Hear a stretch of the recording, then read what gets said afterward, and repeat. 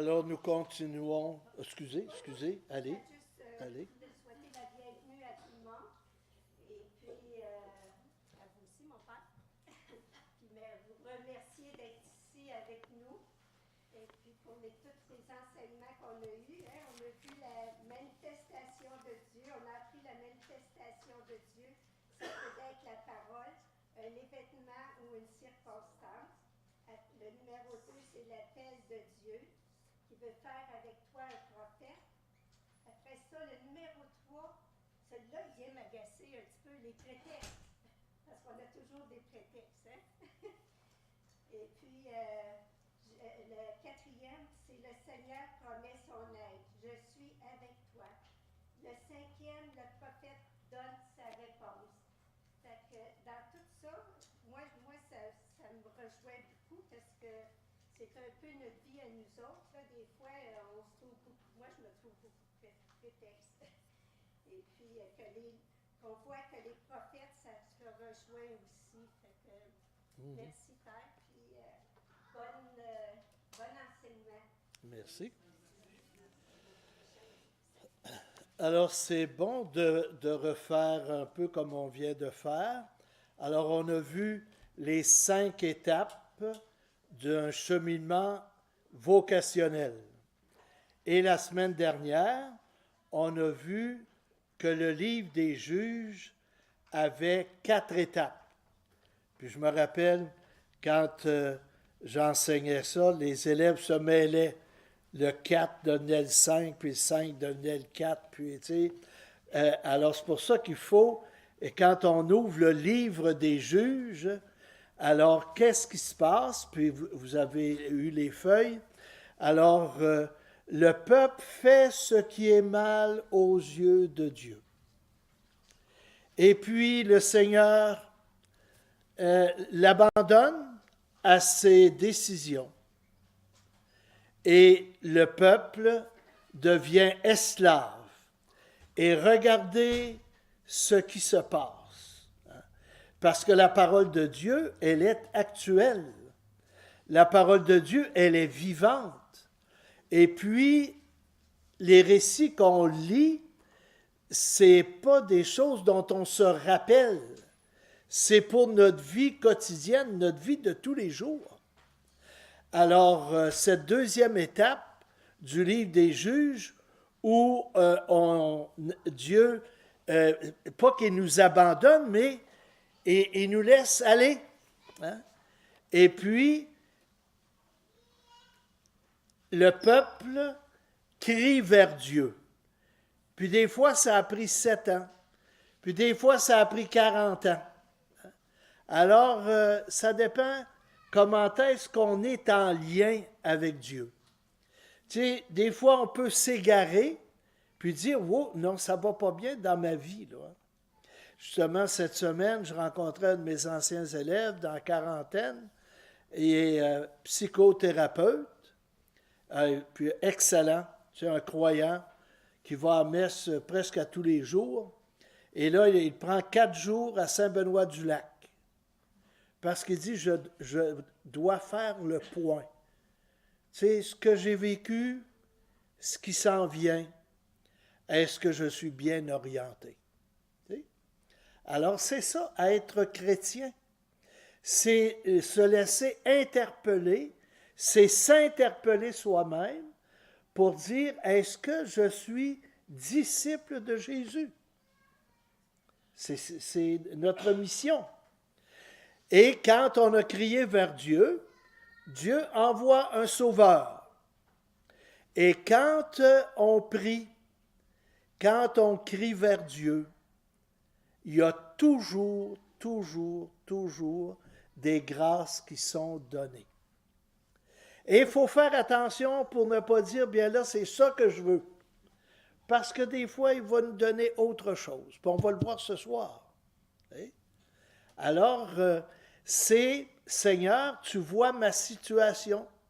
Toi qui sais tout, tu sais que je t'aime. Hein?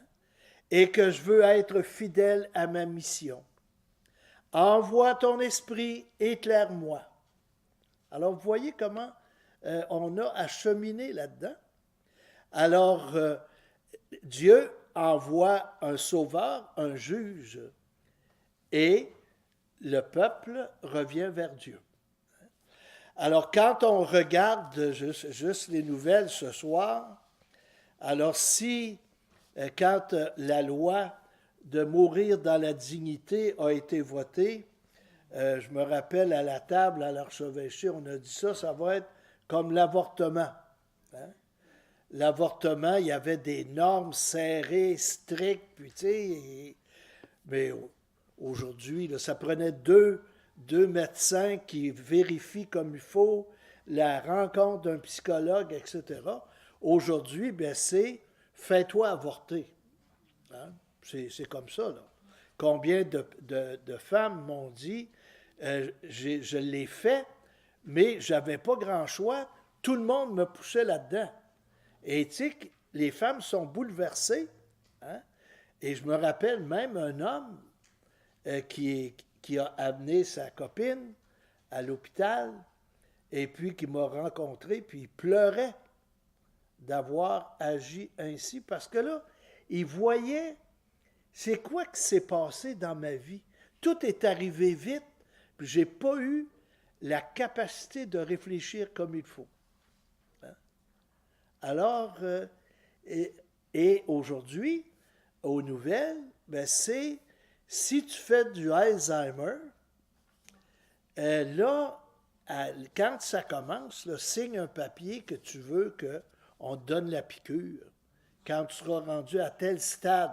Là, c'est le stade 7. Alors, à 7, là, tes légumes. Mais il y a le stade 6, tes pré-légumes. Alors là, on va dire, t'es quasiment légumes. Puis il va y avoir le stade 5, tu t'en vas vers légumes. Hein? Alors, tu sais, au début, là, la loi est stricte, là, mais tu sais, c'est du jello. Hein? Alors, tu brasses d'un bord, puis ça va ce bord-là. Et puis, au Québec, on disait que, si je ne me trompe pas, 74% du monde est favorable à ce qu'on signe, tu sais. Et puis, alors, on n'est plus à l'heure de Dieu. Hein? On n'est plus... le Seigneur dit, je m'en vais vers le Père. Je vais aller vous préparer une place. Et quand elle sera préparée, je viendrai vous chercher. Alors, si tu arrives avant, ta place va-tu être prête? Je dis ça de même. Mais le bon Dieu, c'est le bon Dieu. Hein? Il est habitué de travailler avec avec le monde. Hein? Alors, aujourd'hui, juste avant, là, la semaine passée, Monseigneur Cyr m'a demandé d'être responsable des paroisses de Quaticook. Alors, modérateur. Alors, il y a curé, il y a administrateur, puis modérateur. Mais quand tu es modérateur, tu es quasiment curé. Tu sais, ça fait que... Alors là, c'est la fin de l'année. C'est les rencontres des marguilliers. Donc, je dois aller rencontrer les marguilliers. Alors, ça devait être mardi prochain. Là, j'ai dit, à retarder ça d'une semaine, tu sais, parce que là, parce que le père Andrew va arriver. Alors, ils vont retarder d'une semaine. Ça fait que la semaine prochaine, ça va être la dernière rencontre. Et cette rencontre-là, on va voir l'appel de Marie. Alors, c'est l'évangile de Saint-Luc, chapitre 1, chapitre 2. Alors, on va voir encore qu'il y a du nouveau. Alors, à chaque semaine, il y avait quelque chose de nouveau qui s'ajoute. Hein? Et ça va nous donner un bon bagage, je pense, pour bien lire la parole de Dieu. Alors, nous sommes dans la période après les juges, avant les rois. Alors, on est entre les deux, là. 850 ans avant Jésus-Christ. Hein? C'est pas mal loin, ça. Le roi Akab, le roi Akab, il est marié à Jézabel. Ça fait un bon couple parce qu'ils ne sont pas forts sur la religion. Et le prophète Élie avait réagi face à Akab. Si vous vous rappelez, on avait vu le roi Akab voulait un terrain pas loin de ses terres qui appartenaient à un pauvre, et Naboth. Et le roi va le voir, puis il dit, donne-moi ton terrain, puis je vais t'en donner un autre plus grand. Mais l'autre, il dit, non, non, non, ça c'est mon héritage, c'est ma famille, on a vécu ici, c'est un terrain sacré. Alors, pas question, même si tu m'en donnes un grand terrain, je n'accepte pas. Et Akab est déçu. Puis il compte ça le soir, quand il mangeait ses céréales avec Jézabel. Et Jézabel dit, t'as pas l'air en forme, qu'est-ce qui s'est passé? Bien, il lui raconte qu'il voulait faire un transfert de terre, et puis le pauvre ne veut pas. Jézabel dit, qui est roi ici? C'est toi? Il doit t'obéir. Tu as le droit de prendre son terrain. Alors Jézabel, laisse-moi faire, je m'en occupe. Bien, elle a fait tuer le pauvre. Et, à un moment donné, le prophète arrive, puis il va rencontrer Akab, et puis il lui raconte une histoire. Puis il dit, te rappelles-tu, je te raconte quelque chose qui est arrivé sur ton territoire. Il y avait un pauvre qui avait une brebis. Et la brebis était ce qu'il possédait le plus précieusement. Et même sa brebis mangeait dans son assiette pour montrer l'intimité. Et le roi reçoit de la visite, puis au lieu de prendre des brebis dans son troupeau, il fait tuer la brebis du pauvre.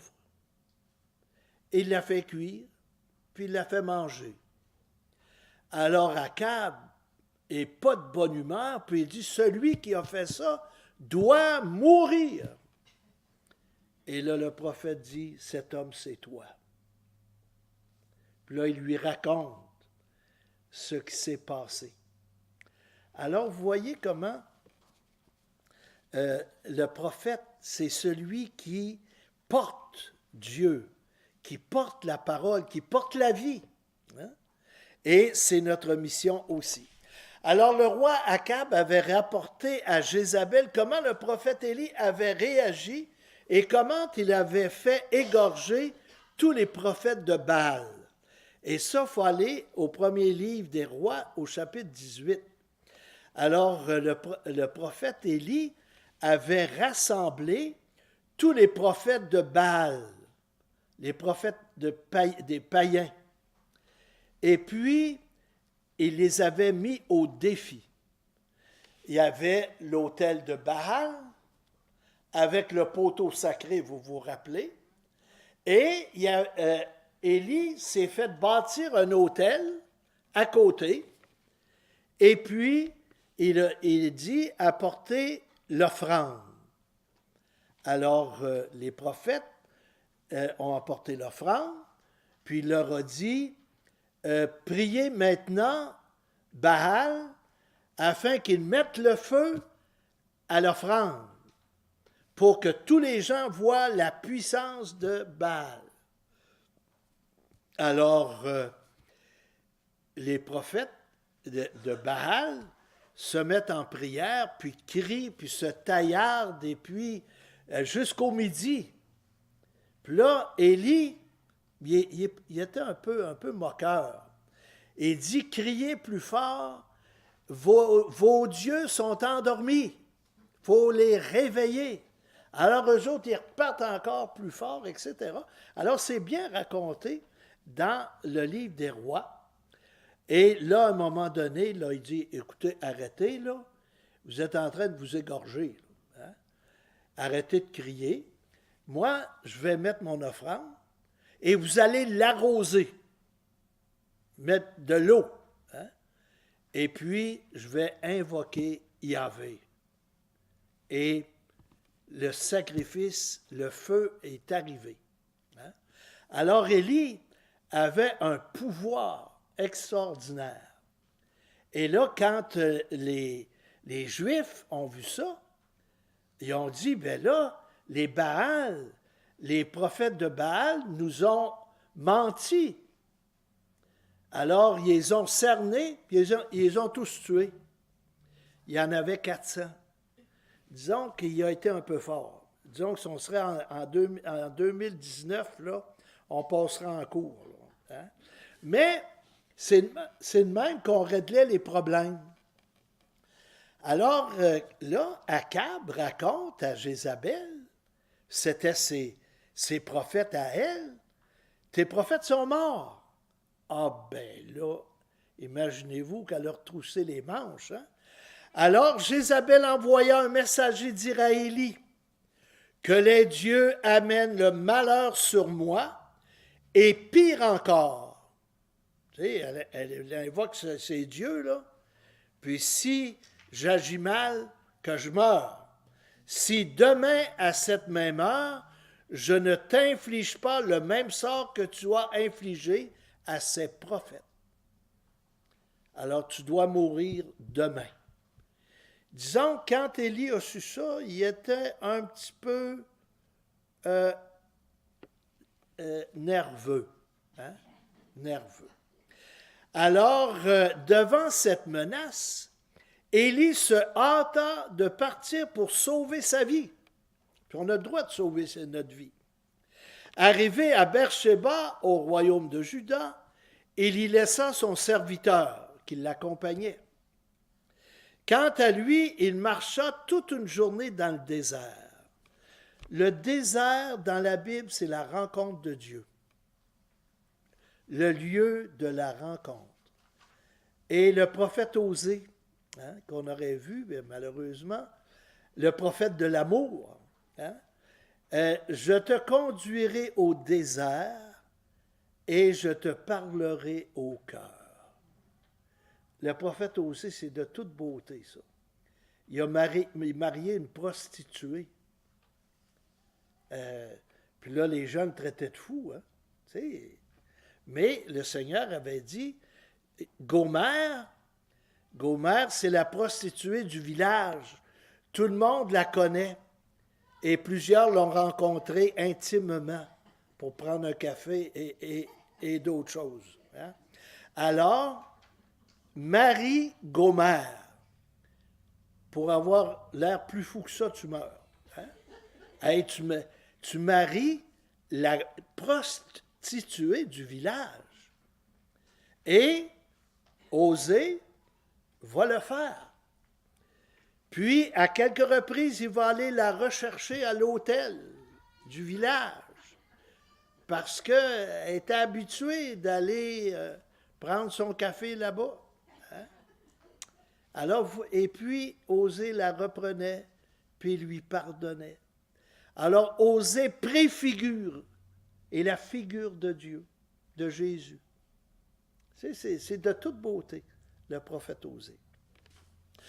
Alors, rendu dans le désert, le lieu de la rencontre de Dieu, alors quand vous voyez le mot désert, Jésus qui s'en va au désert, hein? 40 jours, 40 nuits. Hein? Alors, il rencontre Dieu et après, il va accomplir sa mission. Il vint s'asseoir à l'ombre d'un buisson et demanda la mort en disant, tu sais, là, il était découragé, là. Il aurait eu besoin de pelules antidépresseurs. Maintenant, Seigneur, c'en est trop. Reprends ma vie, je ne vaux pas mieux que mes pères. Alors qu'il était le grand prophète là, Là, il dit, non, j'ai manqué mon coup. Des fois dans la vie, on se dit, j'ai manqué mon coup. Va pas trop vite là-dessus, là. Hein? Va pas trop vite. Puis il s'étendit sous le buisson et s'endormit. Mais voici qu'un ange le toucha et lui dit, lève-toi et mange. Alors, une présence spéciale. Dieu envoie quelqu'un. Il regarda, il y avait près de sa tête une galette cuite sur des pierres brûlantes et une cruche d'eau. Avec des galettes et de l'eau, tu étais capable de vivre un bout de temps. Il mangea et but et se rendormit. Alors, il est tellement peiné, tellement fatigué, tu sais, c'est ça, là, qu'il dort n'importe où. Une seconde fois, l'ange du Seigneur le toucha et lui dit, « Lève-toi et mange. » Puis il ajoute quelque chose. « Car il est long le chemin qui te reste. » Là, tu es découragé, tu es sa déprime, tu as les bleus, hein? Mais ta route n'est pas terminée. Je viens te dire cela. Élie se leva et mangea et but. Puis, fortifié par cette nourriture, il marcha 40 jours et 40 nuits jusqu'à l'Horeb, la montagne de Dieu. L'Horeb. Là, il entra dans une caverne et y passa la nuit. Et voici que la parole du Seigneur lui fut adressée et lui dit, « Que fais-tu là, Élie? » Interpellation. Alors, la manifestation de Dieu par l'ange, par le serviteur qui apporte la nourriture, lui il est découragé, et parce qu'on lui apporte la nourriture, il reprend des forces. Et là, c'est Élie qui est prophète, il est habitué de prier Dieu. Et là, il se sent interpellé. Et parce que l'ange lui a dit, « Lève-toi et mange, car il est long le chemin qui te reste à parcourir. » Il lui dit, « Que fais-tu là, Élie? » Il répondit, « J'éprouve une ardeur jalouse pour toi, Seigneur, Dieu de l'univers. Les fils d'Israël ont abandonné ton alliance, renversé tes autels et tué tes prophètes par l'épée. Moi, je suis le seul à être resté et ils cherchent à prendre ma vie. » Alors, les prophètes, on les a maltraités, on les a bafoués. Hein? Alors, Élie s'aperçoit de ça. Puis, il raconte ça au Seigneur, au cas qu'il ne soit pas au courant, qu'il n'ait pas lu les nouvelles dans les journaux. Hein? Alors, lui, il rappelle ça. Et j'aimerais m'attarder ici, une ardeur jalouse pour toi. Quand je bénis des mariages, il m'est arrivé de dire à plusieurs reprises, « Je souhaite que Kevin soit un mari jaloux pour Cynthia. » Ah ben! Si vous aviez vu les yeux des gens, je lisais dans leurs pensées et qu'ils disaient, « Ça paraît que lui, il n'est pas marié. » Et puis, je leur disais, « J'ai l'impression que vous n'êtes pas tellement d'accord avec ce que je viens de dire, mais je suis convaincu que c'est important. » Mais je vais vous parler de deux sortes de jalousie. La jalousie humaine, hein, qui écrase, qui empêche de vivre et qui maltraite, qui diminue la personne. Ça, c'est la jalousie humaine. Mais je vais vous parler de la jalousie de Dieu. La jalousie de Dieu, c'est dans la parole de Dieu, dans l'Ancien Testament. Moïse, n'oublie pas que je suis un Dieu jaloux. Avant de lire un livre, je ne trouvais pas que c'était très beau de la part de Dieu d'avoir ce défaut. Puis on dit Dieu est parfait. Donc, je me disais, il y a quelque chose que je ne comprends pas. Parce que la jalousie, il n'y a rien de pire dans un couple. Quand il y a un mari jaloux, là, c'est pas des farces. C'est pas mieux quand c'est la femme. C'est pareil. Quand il y a de la jalousie dans le couple, ça va pas loin, là. À moins de mettre les cartes sur la table et dire, écoute, respirons par le nez, prenons notre gaz égal. Là, hein? Alors, la jalousie de Dieu, c'est que Dieu dit, il n'y a personne au monde qui va t'aimer plus que moi. Alors, si, lorsque Kevin marie Cynthia, je lui dis, sois jaloux de la jalousie divine. Il n'y a pas un homme, pas dans le village, sur la terre, qui va aimer Cynthia plus que Kevin. Donc, il n'y a pas à avoir peur. Il est le chef, il est le king. Hein? Ça, c'est beau. Hein? Et la même chose pour Cynthia. Il n'y a pas une femme qui va aimer plus Kevin que Cynthia. Et s'il y en a qui commencent à vouloir l'égaler, on monte d'une coche. C'est ça que la jalousie divine, c'est ça. Il n'y a personne qui va me battre là-dessus. Parce que je suis un Dieu jaloux et je vais toujours gagner dans l'amour. Toujours. Alors, quand Élie dit « J'ai une ardeur jalouse pour toi », ça veut dire « Je veux être le meilleur. » Ouais. Il a mangé la galette, puis il a bu de l'eau, puis là, ça l'a refortifié.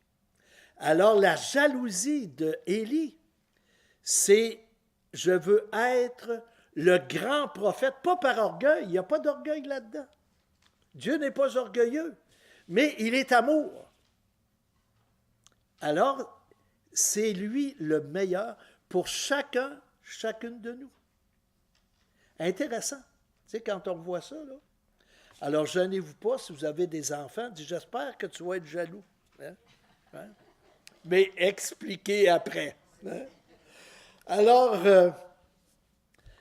le Seigneur dit, sors et tiens-toi sur la montagne devant le Seigneur, car il va passer. À l'approche du Seigneur, il y eut un ouragan. Alors, on dit dans la parole de Dieu, un ouragan, un tremblement de terre, le feu,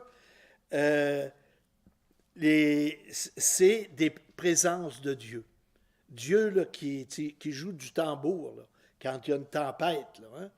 Puis après ça, l'arc-en-ciel qui arrive. Hein? Alors, le Juif, il vivait beaucoup avec la nature. Alors, l'ouragan, si fort et si violent qu'il fendait les montagnes et brisait les rochers, mais le Seigneur n'était pas dans l'ouragan. Et après l'ouragan, il y eut un tremblement de terre. Mais le Seigneur n'était pas dans le tremblement de terre. Et après le tremblement de terre, un feu. Mais le Seigneur n'était pas dans ce feu. Et après ce feu, le murmure d'une brise légère. Hein? On a tous entendu parler de ce passage. Hein? Alors Dieu qui se présente simplement, doucement, parce qu'il sait qu'Élie, là, il est tout à l'envers. Alors, s'il brasse trop, là, il commence à vouloir revenir. Alors, une brise légère. Et vous savez, quand il fait chaud, là, il y a une petite brise légère. Ah, que ça fait du bien. Ouais. Alors, et Dieu était présent dans la brise légère. Aussitôt qu'il l'entendit, Élie se couvrit le visage avec son manteau. Ah, on a vu des choses qui ressemblaient à ça. Hein? Pourquoi qu'il se couvre de son manteau? Parce qu'il est en présence de Dieu. Parce que là, il dit, Dieu est là. Dieu est là. Et même si je suis prophète, je ne peux voir Dieu parce que je vais vouloir rester avec lui et ma mission n'est pas terminée. Se couvre le visage avec son manteau. Il sortit et se tint à l'entrée de la caverne. Alors il a entendu une voix qui disait, « Que fais-tu là, Élie? » Deuxième question. Il répondit, « J'éprouve une ardeur jalouse pour toi, Seigneur, Dieu de l'univers. Les fils d'Israël ont abandonné ton alliance, renversé tes autels et tué les prophètes par l'épée. Moi, je suis le seul à être resté et il cherche à prendre ma vie. » Alors, il avait bien appris sa leçon, il la répète. Et chez les Juifs, les répétitions, ça fait partie de la Bible. Hein? Le Seigneur dit, « Va et rends-toi à Bethléem. » Il partit et il se rendit à Bethléem. Nous autres, on aurait dit, il est allé. Non, eux autres, ils vont répéter parce que c'est Dieu qui parle.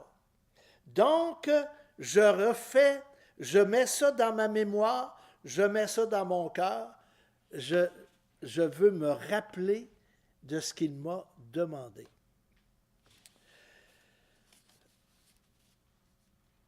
Repars vers Damas, alors retourne d'où tu viens, par le chemin du désert. Alors toujours la présence de Dieu. Alors on voyait la manifestation de Dieu, et puis Élie qui est découragé, puis il dit, les autres veulent me tuer, hein, c'est son prétexte, je ne peux pas retourner, et Dieu dit, retourne. Hein, et le chemin du désert, je vais être présent. Arrivé là, tu consacreras par l'onction Hazaël comme roi de Syrie. Puis tu consacreras Jéhu, fils de Namsi, comme le roi d'Israël, et tu consacreras Élisée, fils de Shaphat, d'Abel-Méhola, comme prophète pour te succéder. Alors Élie prend de l'âge, et puis la relève. Et le prophète était important dans le peuple. Quand le prophète parlait, là, on était mieux d'écouter, puis quand on n'écoutait pas, et puis on écoutait plutôt Baal, c'est là que ça tournait mal. Alors Dieu dit, là, il s'est passé quelque chose, et puis retourne et fais ce que je te demande.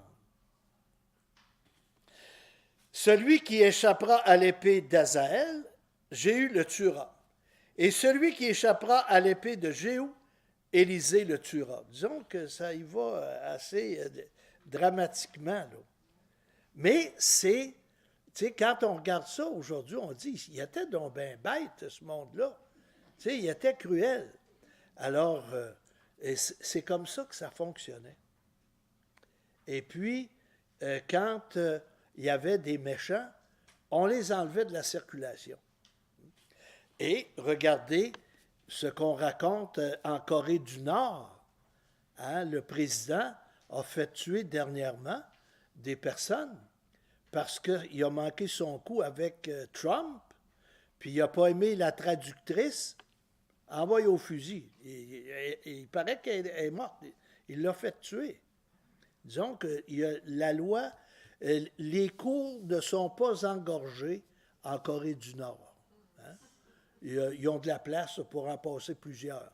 Puis ils règlent ça vite. Alors, moi, je garderai en Israël un reste de 7000 hommes, tous les genoux qui n'auront pas fléchi devant Baal. Alors, ceux qui se sont prosternés devant Baal, ne les choisis pas. Et toutes les bouches qui ne lui auront pas donné de baiser. Parce qu'on embrassait le Dieu. On se faisait des veaux d'or, puis on l'embrassait. Alors, ceux qui ont embrassé les Baals, qui a des feux sauvages. Alors, Élie s'en alla et trouva Élisée. Alors là, on arrive avec Élisée, en train de labourer. Alors, le Seigneur, regardez, il va chercher les gens où ils sont. Prenez les apôtres à la pêche, dans leur bateau. Il rejoint les gens où ils sont. Alors ici, Élisée est en train de préparer la moisson et les semences. Alors il laboure.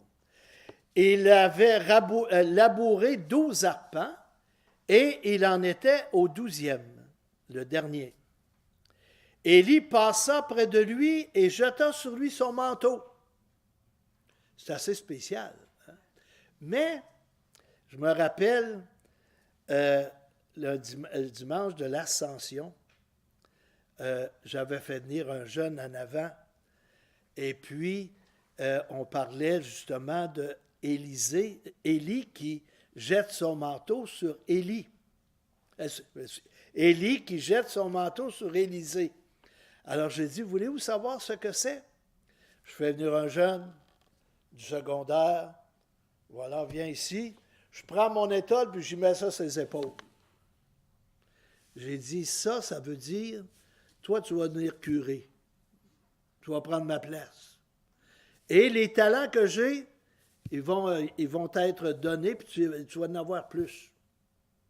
Alors, tu sais, il y avait des gestes symboliques comme ça qui parlaient, tu n'avais même pas besoin de parler. Hein? Quand l'évêque ordonne un prêtre, il va mettre ses 2 mains sur sa tête, puis il ne dit pas un mot. Il est en train de l'ordonner. Ensuite, il va l'huiler. Il va lui mettre de l'huile dans les mains, là, puis il en met. Là.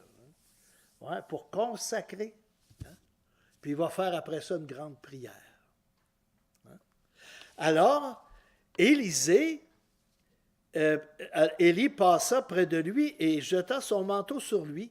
Alors Élisée quitta ses bœufs, courut derrière Élie et lui dit, « Laisse-moi embrasser mon père et ma mère, puis je te suivrai. » Élie répondit, « Va-t'en, retourne là-bas, je n'ai rien fait. » Espèce de nouille. Hein? Okay. C'est ça qu'il est en train de lui dire ça, là. Alors pourquoi? Tu sais, on dit, il est donc ben bête, Élie. Tu sais, là, il l'appelle, puis il dit, tu vas me suivre. Et l'autre dit, ben, je vais aller dire salut à mes parents. Hein? Ben ça veut dire, attends qu'ils soient morts. Hein? Attends qu'ils soient morts. Quand ils seront morts, là, je te suivrai. Okay? Alors, Élie, lui qui est ardent, il dit non, ça ne marche pas de même. Et puis, j'ai mis ton manteau sur tes épaules, je le reprends et je repars. Et puis, tu n'es même pas digne de venir avec moi.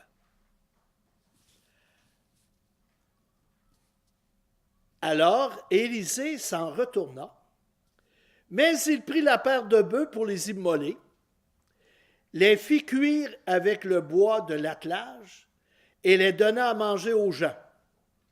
Donner aux pauvres. Hein?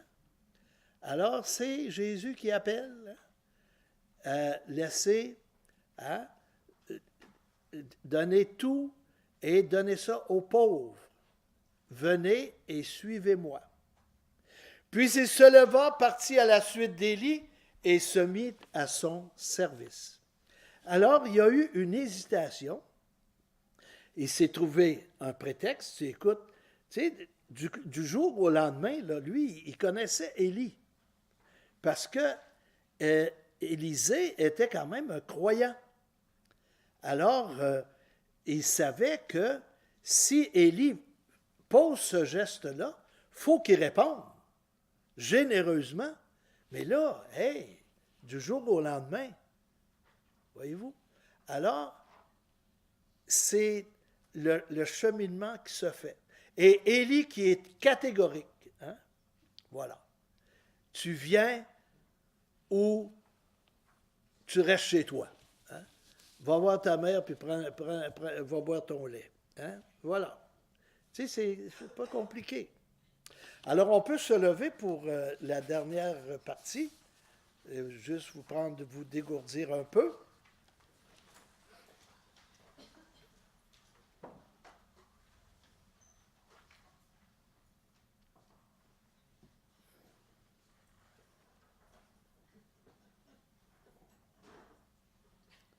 Ça fait du bien. Hein?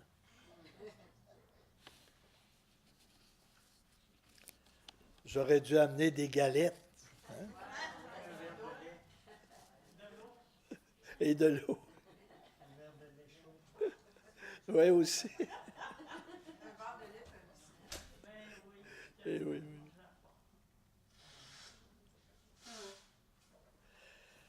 Et voilà. Alors, on continue.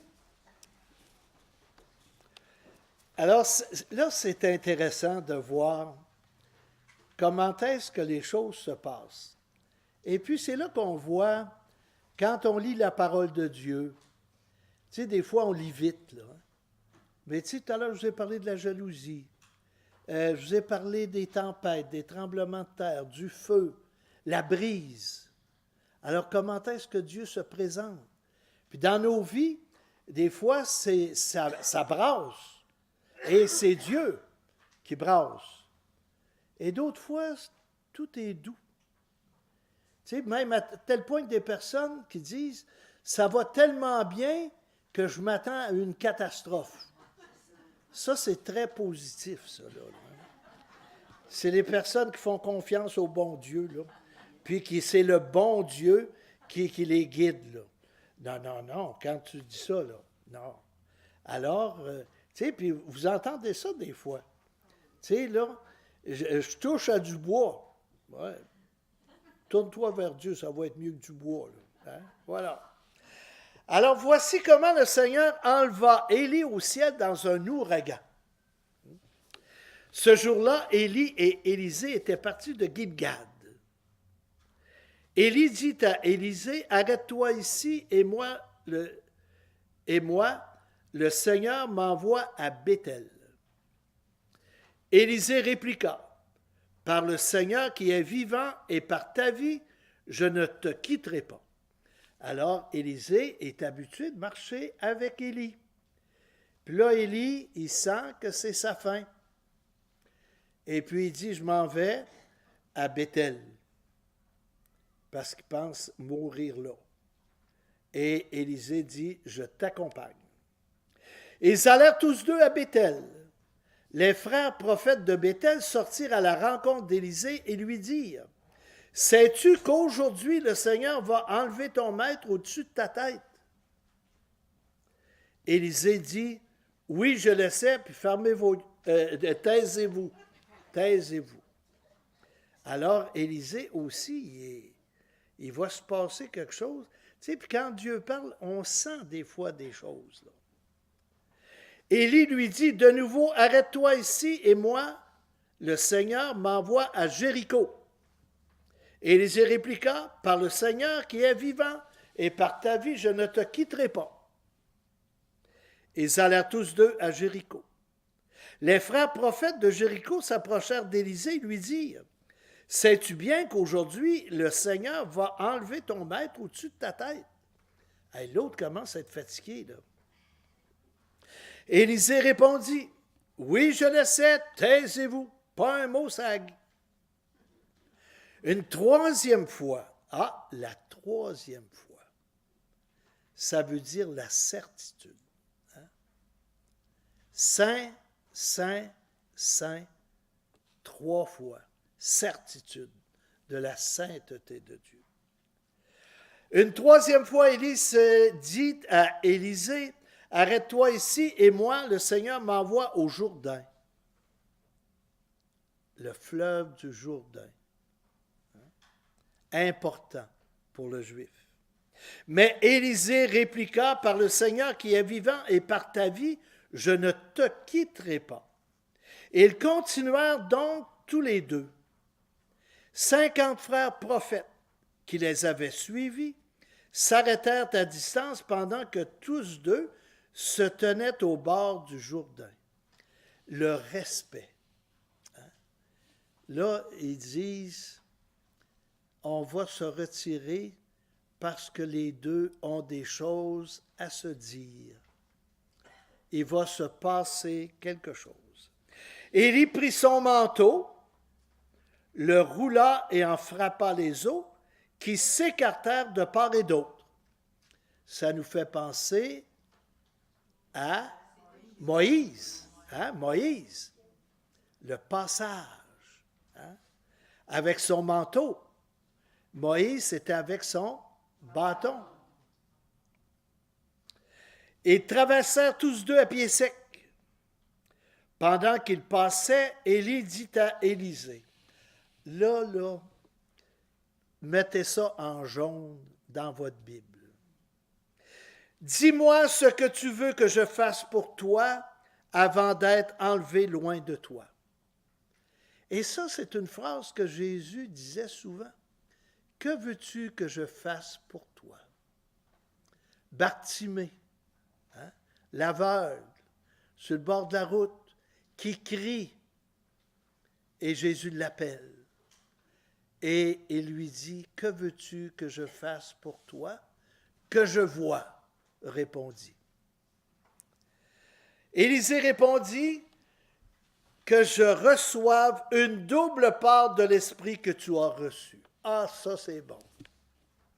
Parce que Élisée est quand même peureux. Puis il voit la mission qui s'en vient. Et là, il ne veut pas manquer son coup. Alors il dit à Élie, tu as reçu des beaux charismes, tu as reçu des beaux dons. J'en demande 2 fois plus. Ça, là, c'est intéressant. Tu sais, je veux tellement réussir, là, qu'il faut que Dieu me comble, au-delà de ce que tu as reçu. Et regardez la réponse d'Élie, savoureuse.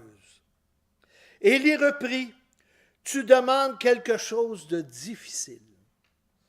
Tu l'obtiendras si tu me vois lorsque je serai enlevé loin de toi, sinon tu ne l'obtiendras pas. Alors Élisée demande 2 fois ce qu'a reçu Élie, et Élie lui dit, et que ça va être difficile. C'est une grosse demande que tu fais là. Juste ce que j'ai reçu, ça aurait été correct, mais là, tu en demandes 2 fois.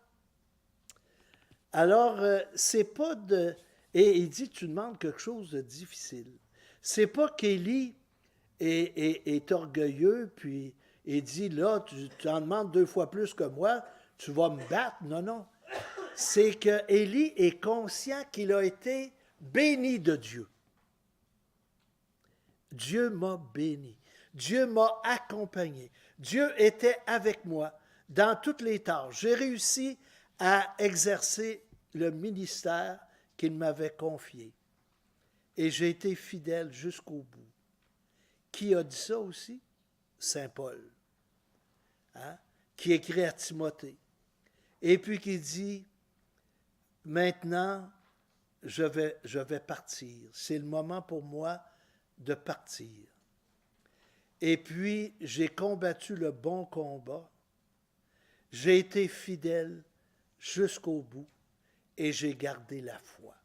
Maintenant, c'est le temps de la récompense. Ça, c'est beau. Saint Paul à Timothée. Alors ici, Élie qui dit, moi, j'ai été gâté par Dieu et je lui rends grâce. Et toi, tu en demandes 2 fois plus. Alors, si tu me vois partir, tu seras exaucé, parce que moi, je vais intercéder aussi pour toi. Le lien qui va se garder.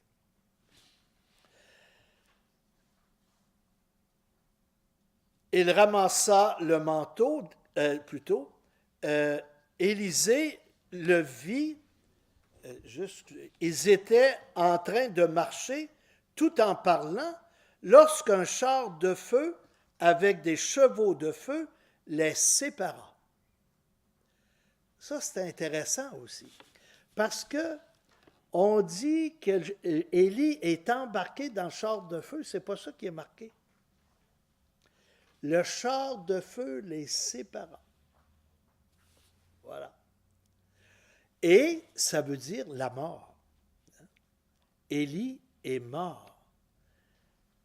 Et d'une façon particulière. Et il y a des gens, des fois, qui me racontent, mon épouse est décédée, je l'ai vue partir. Il y a des gens qui voient des choses. Puis moi, ne dites pas non, pas moi, tu as fumé du tabac fort. Non. Non, c'est pas ça. Il y a des choses, tu sais, il y a des regards qui sont perçants. Il y a des âmes qui vivent avec une grande spiritualité. Et Dieu vient combler. Dieu donne des grâces. Alors, il donne une grâce particulière à Élie et Élisée, qui maintenant sont séparés, alors qu'ils avaient vécu plusieurs mois ensemble, et Élisée était en sécurité, mais là, Élie est parti. Alors, Élie monta au ciel dans un ouragan. On ne sait pas ce qui s'est passé, on essaie de voir, mais, chose certaine, Élie a la récompense du prophète. Et il n'est plus là. Élisée le vit et se mit à crier. Mon père, char d'Israël et ses cavaliers. Puis il cessa de le voir. Il saisit ses vêtements et les déchira en deux. Ça veut dire une grande peine. Dans la Bible, on a souvent « il déchira ses vêtements ». Hein? Quand il y a de la peine, quand il y a de la colère. Alors, on a ça dans l'Évangile aussi. Il déchira ses vêtements, parce que ce que tu viens de dire, ça n'a pas de bon sens, et je suis fâché. Alors, quand quelqu'un déchire, tu sais, puis nous autres même, on parle de même, il a déchiré sa chemise. Hein? Alors, est-ce qu'il commence à... Non. On est en train de parler d'un sentiment. Hein? Alors, Élisée est peiné, il est atterré. Il ramassa le manteau qu'Élie l'avait laissé tomber. Il revint et s'arrêta sur le rivage du Jourdain. Avec le manteau d'Élie, il frappa les eaux, mais elles ne s'écartèrent pas. Là, tu niaises. Hein? Tu sais, là, tu as demandé 2 fois la force d'Élie, puis là, tu fais qu'est-ce qu'Élie a fait, il ne se passe rien.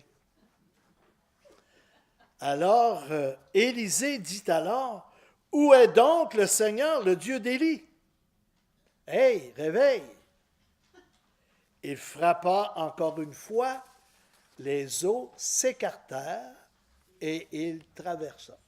Alors, il y a eu un petit doute aussi, là. Puis, tu sais, je me mets à la place d'Élisée. Tu sais, tu prends le manteau, puis tu frappes l'eau. Je dirais, pour moi, je vais me frapper une dizaine de fois, moi, là. Tu sais, pour qu'il se passe quelque chose. Hein? Où l'eau va toute rentrer dans le manteau, puis je vais passer à pied sec. Hein? Mais, alors, il y avait le doute. Hein? Quand Dieu dit à Moïse, frappe le rocher, hein? Il va sortir de l'eau. Il a frappé 2 fois. 2 fois. Première fois, là, il voulait être sûr. Alors, c'était, tu sais, voyez-vous, quand on fait des recoupements comme ça, là, ça nous éclaire énormément. Et on vient de fêter l'Ascension. Et ça rapporte ce qu'on vient de lire, là. On vient de vivre l'Ascension. Les apôtres voient partir Jésus. Ils le regardent monter au ciel. Et l'Évangile nous disait dimanche, ils s'en retournèrent dans la joie. Tu sais, il me semble qu'il devait avoir... Non, parce que là, ils l'ont vu. Et pour le Juif, Élisée qui voit partir Élie et qui reçoit les charismes 2 fois. Et qu'est-ce que Jésus a dit dans l'Évangile? Allez, et vous allez faire des miracles encore plus grands que j'ai fait. Ça, ce bout-là, là, il y a des choses que je ne comprends pas. Là. Hein? Jésus l'a promis. Et s'il l'a promis, ça doit se faire. Et si ça ne se fait pas, c'est parce que nous manquons de foi. Alors, Élisée, qui voit partir Élie, les apôtres qui voient partir Jésus, retournent joyeux et accomplissent des merveilles. On dit même, on mettait les malades sur la route où Pierre devait passer, car son ombre guérissait les malades. Et ça, on n'a pas dit ça dans l'Évangile pour Jésus. L'ombre de Jésus, non. Mais Pierre, son ombre. Alors, voyez-vous, c'est très intéressant. Alors, l'appel dans la Bible, là, c'est beau de voir ça.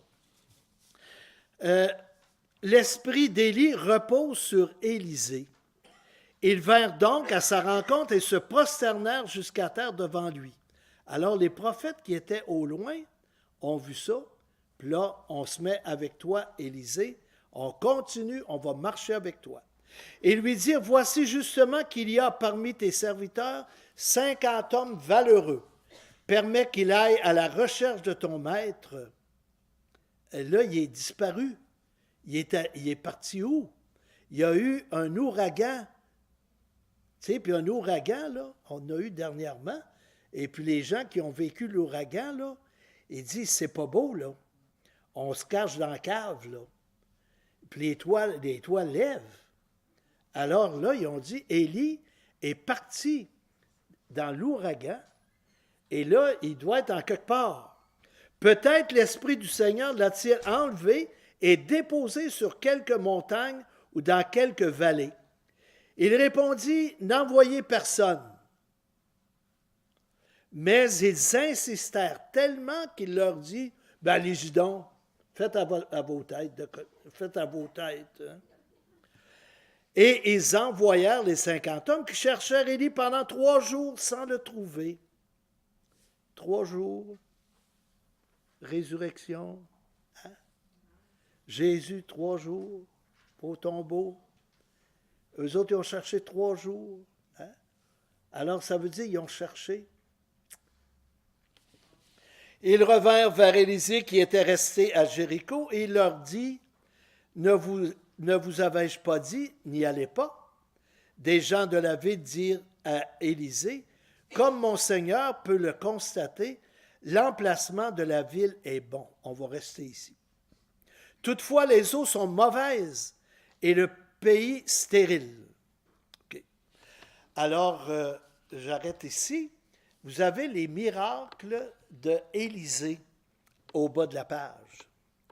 Le fils de la Sunamite, 2 Rois, chapitre 4, 8 à 37, il est mort et Élisée va le ressusciter. La multiplication des pains lors d'une famine, avec 20 pains d'orge et des épis, il nourrit 100 hommes qui sont avec lui et il en reste. Ça fait penser à la multiplication des pains. Hein? La guérison de Naaman. Vous vous rappelez, Naaman, un riche, et puis qui vient à la maison d'Élisée. Élisée ne sort même pas le rencontrer. Il envoie son serviteur, puis il dit, allez dire au monsieur d'aller se baigner 7 fois dans le Jourdain. Ah, le Jourdain. lieu de bénédiction. Hein? Le lieu aussi où Jean-Baptiste a baptisé. Hein? Le Jourdain, l'eau, hein? L'eau du Jourdain.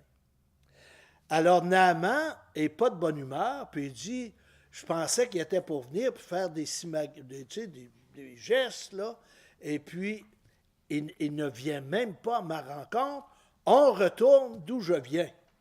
Et là, les serviteurs, ils ont dit, si tu avais demandé quelque chose de dur, est-ce que tu l'aurais fait?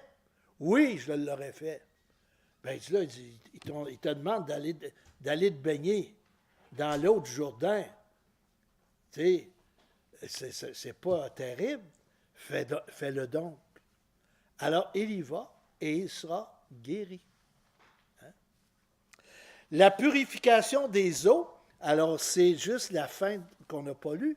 Alors, il y avait dans ce temps-là aussi les eaux qui étaient polluées, des coliformes. Hein? Alors, Élisée a mis du sel. Et puis, avec la bénédiction de Dieu et le sel.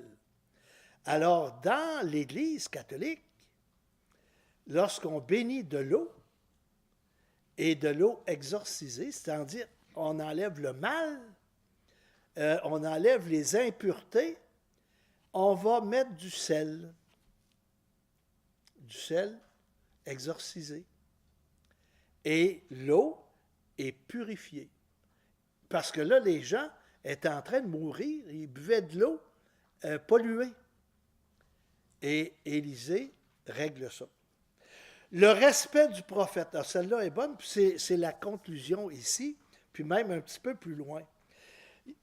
Il y a des enfants qui se sont mis à rire de Élisée.